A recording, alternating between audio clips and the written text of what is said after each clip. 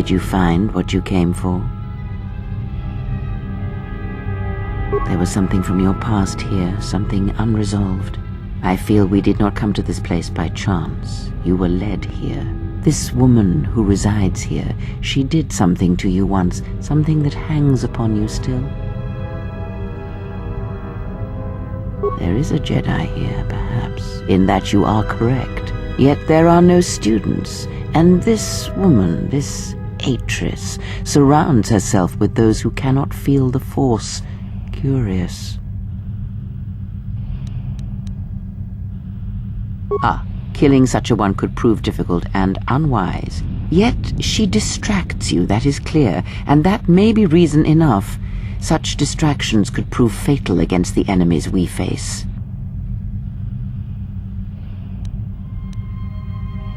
Direct action is not always the best way. It is a far greater victory to make another see through your eyes than to close theirs forever. Yet all that lives feels, and where something feels, there is weakness. Why you, of course. You are the gravity around which all her actions rotate. You exert a stronger influence than you know. Be her foil, her challenge, and eventually she will see things your way. Oh, yes. Natural leaders do such things to followers, whether they be simple criminals or old women such as myself. If that is all you wish to hear, then I have nothing more to say. Let us depart.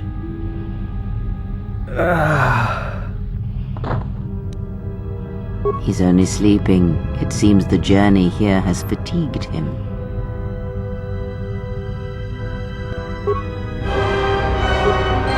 I am sorry, General. I must have lost consciousness in the crash. I'm fine, General. Even power has been restored to my arm. What is this place? Where are we? This must be where I had detected the energy readings before, and the drain to the restoration shields. This room, this place. It looks part of a huge polar irrigation system, possibly planet-wide, like the one on Coruscant. I had been told by the Republic that it was not in use. I am, General. If you wish, I may travel with you, or join you at the ship. Very well, General. I will await your arrival.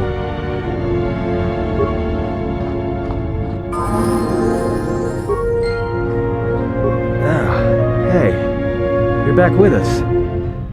We were just on our way to rescue you from those ghost women when, we got locked up.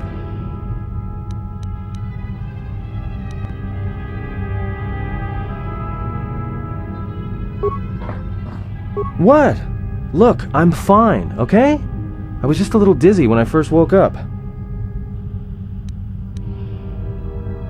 Ichani training? Huh? What are you talking about?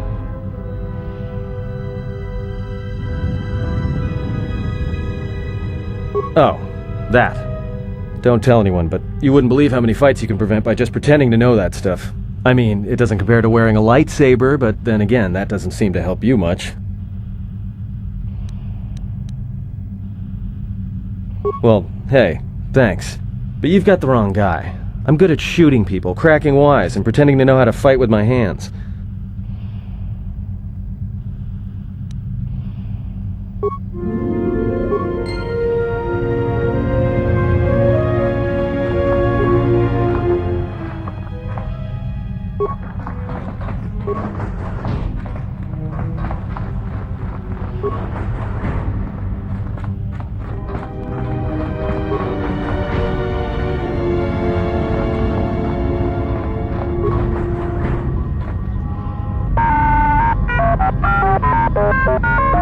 Well, if it isn't the one who stole the Ebonhawk. Not so smug now, are you little thief?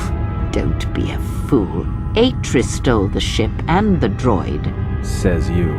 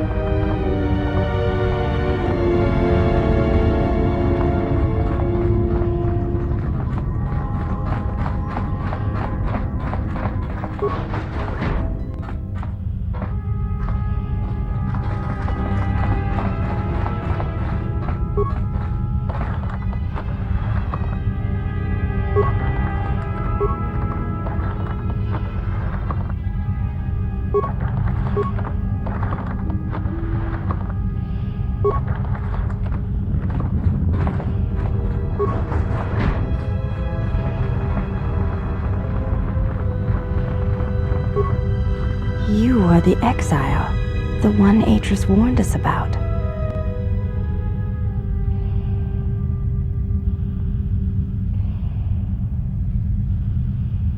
I am the last of the Handmaidens. This is correct. I train so that one day that will no longer be true. It dishonors me that they would say such a thing to an outsider, but I cannot deny the truth in what they say. My thoughts are not always focused on training. Perhaps once having known the ways of the Jedi, you may understand what occupies my thoughts. There is much knowledge here, and only one of the Jedi remain. There is so much about their ways of battle, their forms, their stances, that may be lost forever if the last of the Jedi is taken from the galaxy.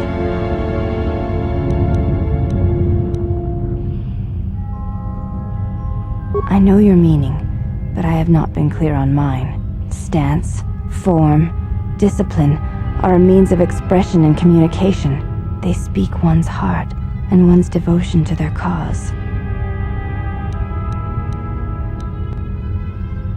If that is where one's devotion lies, when you risk pain or death for another, there is no truer test of your beliefs and strength.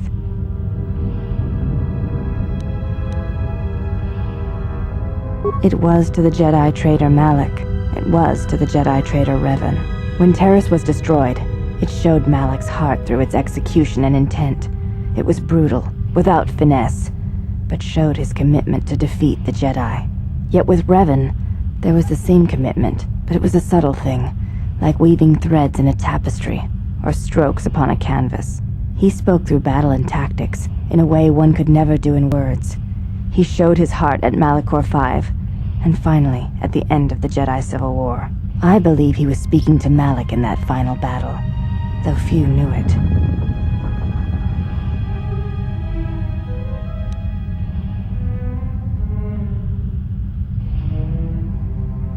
What stronger display than death for conveying one's sense of being betrayed by one's own student? Revan's anger must have been great indeed. To claim to know anything of Revan's choices, or what lay in his heart when Malak fell, is conceit, servant of Atris. And whether Revan had any choice in the matter at all is something else you should consider. The Force is a powerful thing to wield, or deny. But to say that seems an untruth based on what I know of the Jedi. The Force can drive others, but there is still choice, is there not? Ah, but at what point does the power the Force exerts submerge any attempt at choice or free will? You have taken a complicated question, servant of Atris, and you have trivialized it with your answer and lack of experience. If there is no choice in the Force, then our teachings and our actions are for nothing, and I refuse to believe that is true.